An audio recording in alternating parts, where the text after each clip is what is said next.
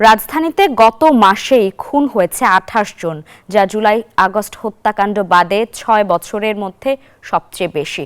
সরকারি তথ্য বলছে, খুনের ঘটনায় ২০২৪ সালে ডিএমপিতে হয়েছে ৩৪৩টি মামলা।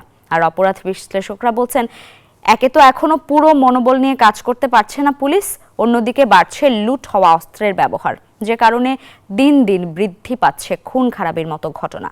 মাসুদা লাবণীর 2 পর্বের ধারাবাহিক প্রতিবেদনের শেষ পর্ব দেখুন আজ।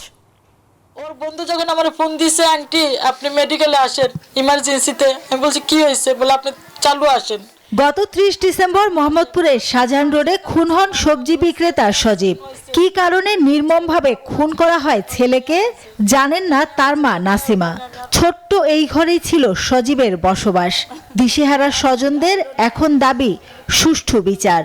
আমি আমার ছেলের ওদিন আমি দেখি না, আমার সকালে নাস্তা খাই নাই, দুপুরে খাবার খাই নাই। আমি হয়তো ভাবছি হয়তো আমার ছেলে মারামারি হয়েছে বা অ্যাক্সিডেন্ট হয়েছে, আমি তো আমার ছেলেরা পাবো বা চিকিৎসার জন্য হয়তো নিয়ে গেছে, কিন্তু আমি আমার ছেলেরা যাই ওইখানে আমি আর পাই নাই, সেই দুনিয়াতে আর নাই। সকালে আইতো, বিকালে আইতো, দাদি দাদি গো, এরপর থেকে এখন আর কোনো শব্দ পাই না। অন্যদিকে পল্লবীতে চাঁদাবাজি ও আধিপত্য বিস্তার নিয়ে মাদক কারবারি 2 পক্ষের গোলাগুলিতে গত 30 অক্টোবর মৃত্যু হয় আয়শা নামের এক নারীর। আয়শা ও সজীব খুন হওয়ার ঘটনা কেবল 2টি উদাহরণ। কখনো পূর্বশত্রুতা, কখনো আধিপত্য বিস্তার, আবার কখনো চাঁদা নিয়ে দ্বন্দ্ব। কেউ কেউ আবার জমি দখল নিয়েও প্রতিপক্ষকে পৃথিবী থেকে সরিয়ে দিতেও দ্বিধা করছে না এতটুকু।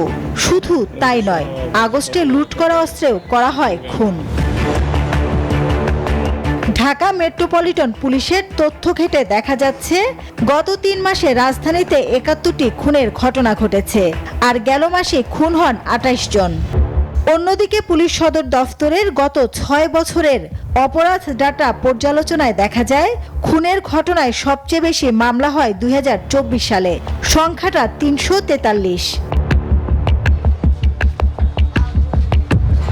বিশেষজ্ঞদের মত, নিয়ন্ত্রণে এখনই নিতে হবে কার্যকর পদক্ষেপ, না হলে ক্রমেই আরো ভয়ঙ্কর হয়ে উঠতে পারে রাজধানীর অপরাধ জগৎ।